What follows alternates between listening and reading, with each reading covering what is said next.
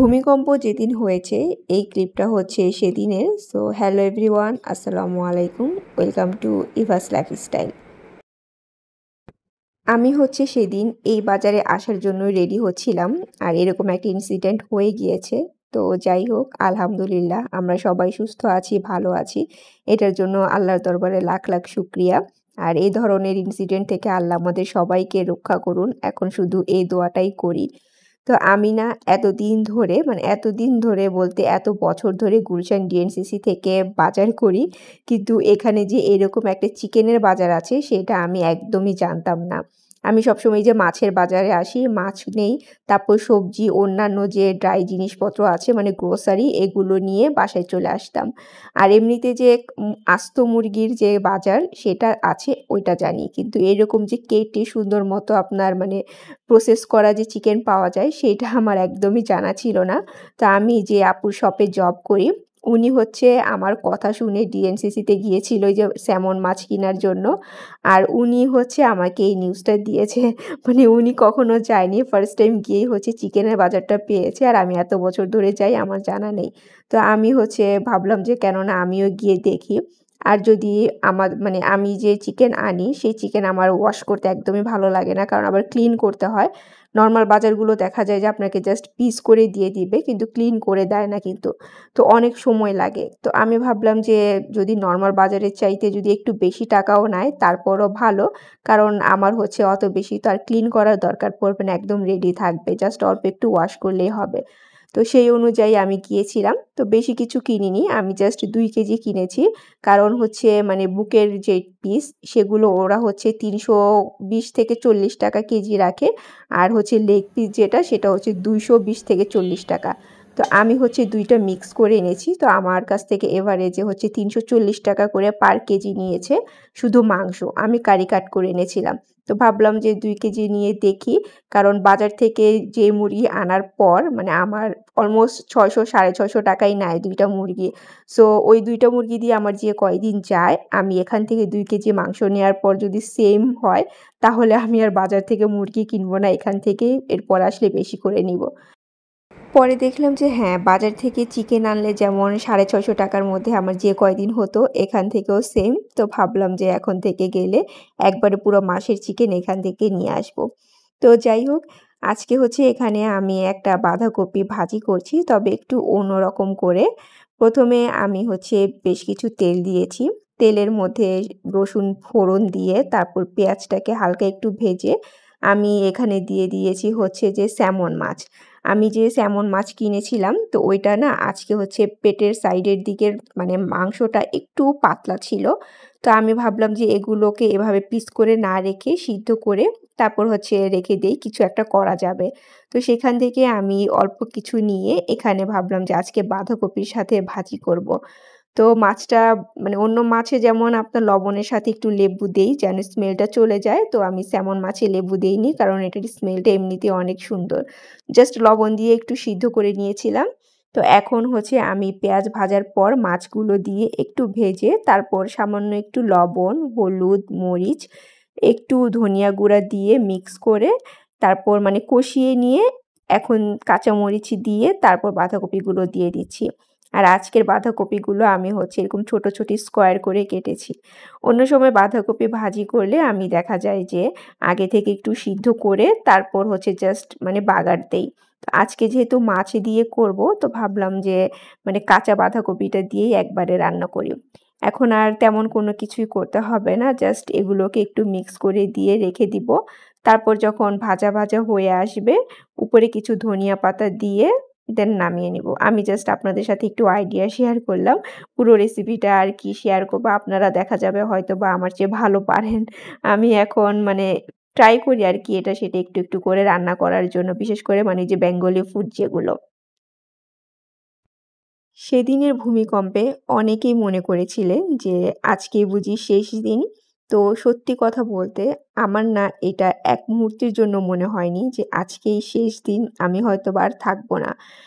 আমিও কিন্তু প্রচুর ভয় পেয়েছি, কারণ এত জোরে ভূমিকম্প আমি তো দূরে থাক, আমার দাদি নানিরাও দেখেনি এরকম একটা অবস্থা।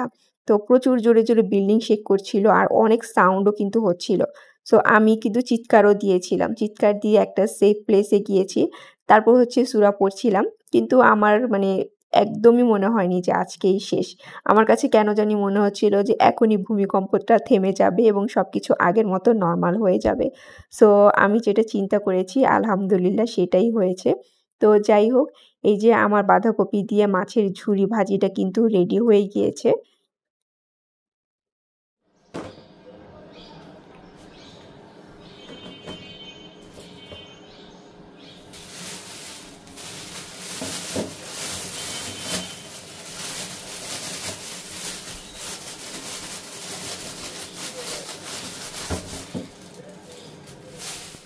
বেশ অনেকদিন পর আবারও একসাথে কিছু সবজি কিনেছি আমি।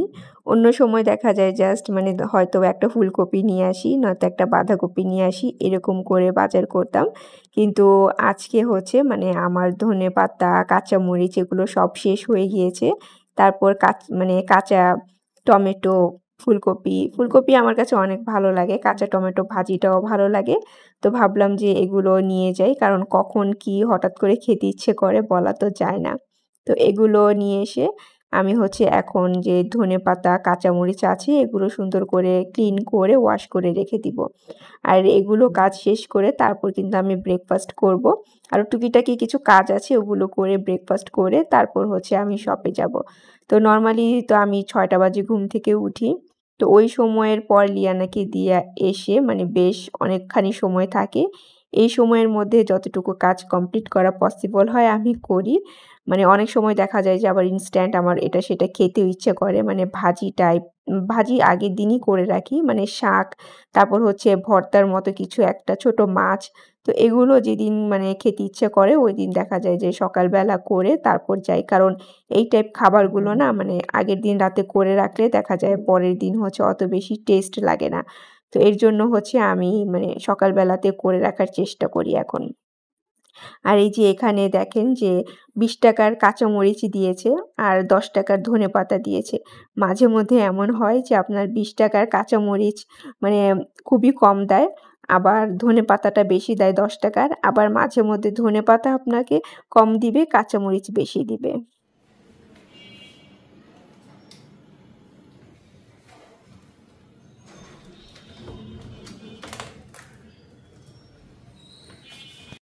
আজকে সেকেন্ড টাইমের জন্য ওয়াশিং মেশিনটা উদ্বোধন করছি।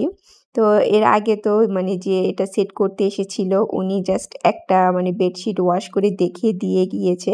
মানে ঐরকম করে না, জাস্ট হালকা করে একটু ওয়াশ করা হয়েছিল। আর আজকে হচ্ছে আমি নিজে থেকেই মানে করছি। আর দেখেন বিসমিল্লাহর নাম নিয়ে আমি হচ্ছে বেডশিট আর মশারি এই ধরনের জিনিসপত্র দিয়েছি। কারণ ওয়াশিং মেশিনটা আমার কেনাই হয়েছে এগুলো ওয়াশ করার জন্য। মানে বড় ধরনের যেই কাপড়-চোপড় আছে। তো নরমালি এ ধরনের জিনিস হচ্ছে আগে আরএম ওয়াশ করত। কিন্তু এখন হচ্ছে দেখা যায় ফ্রাইডে, স্যাটারডেতে ওর কাপড় নিয়ে বিজি থাকে আর এগুলো হচ্ছে আমার ওয়াশ করা হয় না। মাসের পর মাস জমতে থাকে।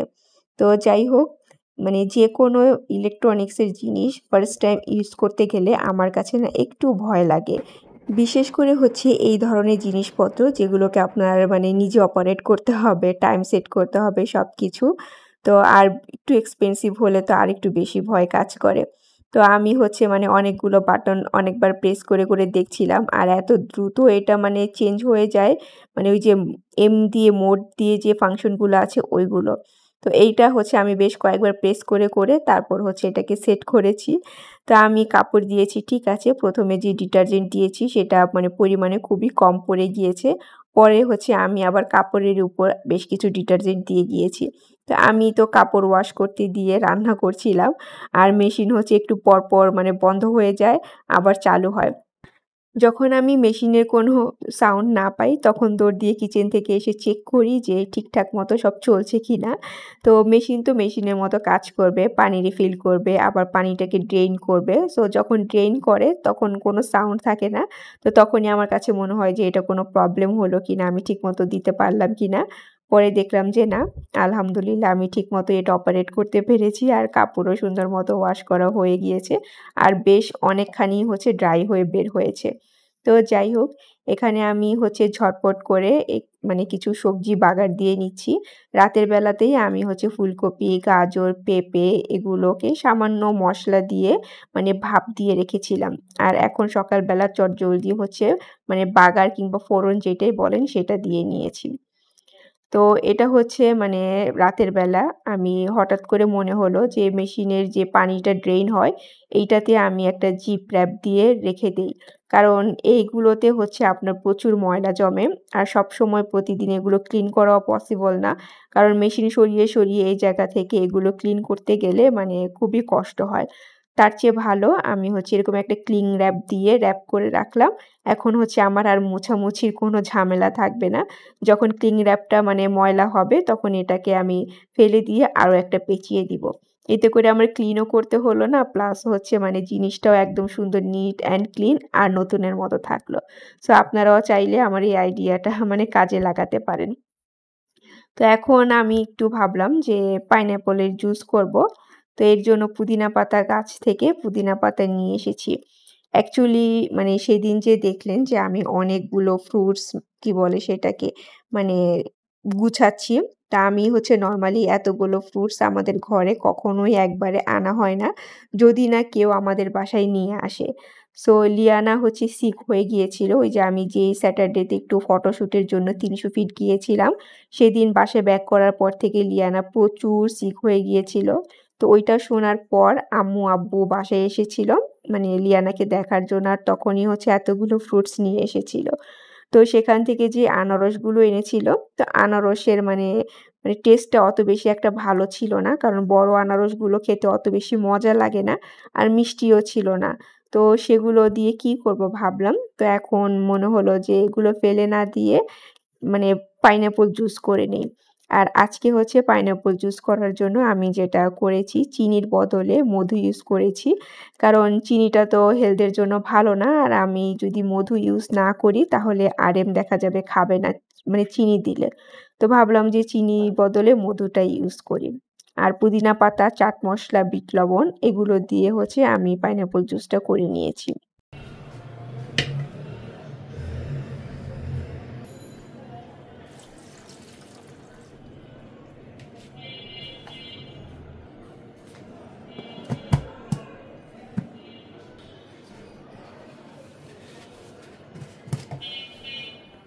জুসটা রেডি করার পর আমি কিন্তু ছেঁকে নিয়েছি। আর ছেঁকে নিলে যেটা হয় মানে আপনি যদি ফ্রিজে রাখেন তখন কিন্তু এই যে এরকম লিকুইড এরকমই থাকবে। আর না ছাঁকলে দেখা যায় যে জমাট বেঁধে যায়। পরবর্তীতে আবার পানি দিয়ে এটাকে মিক্স করে নিতে হয়।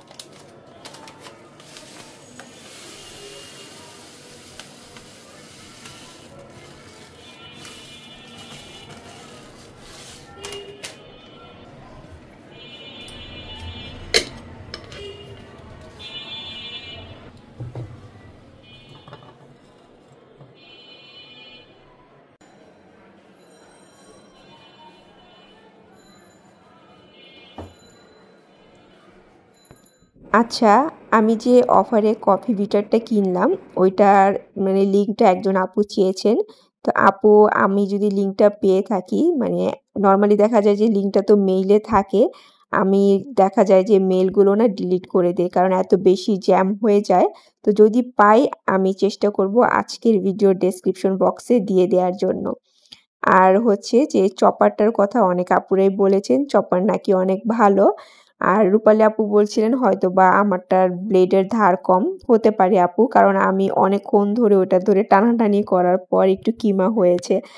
আর আমি না বেসিক্যালি এটা কিনেছিলাম যে মানে ১ টা ২ টা রসুন কিংবা ১ টা পেঁয়াজ, কাঁচামরিচ মানে চপ করব এটার জন্য। কারণ আমার কিন্তু অলরেডি একটা চপার আছে।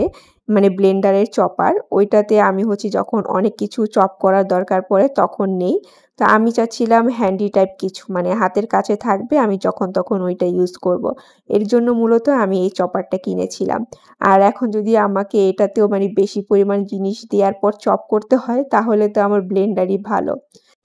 এরপর দিলরুবা আপু বলছিলেন যে এই সকল জিনিসপত্র বের করে ইউজ করার পর আবার ধুয়ে জায়গা মতো রাখার চেয়ে নাইফ আর চপিং বোর্ড দিয়ে সবকিছু চপ করতে ওনার কাছে বেশি ভালো লাগে।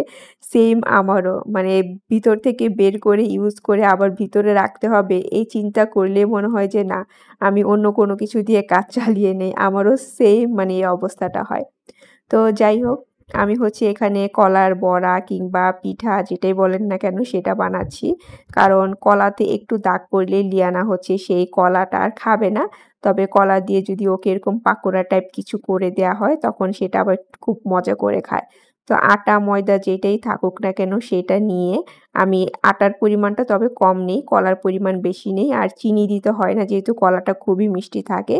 দুধ এগুলো মিক্স করে দিয়ে ঝটপট করে এরকম কলার পাকোড়া বানিয়ে লিয়ানাকে দিয়ে দেই।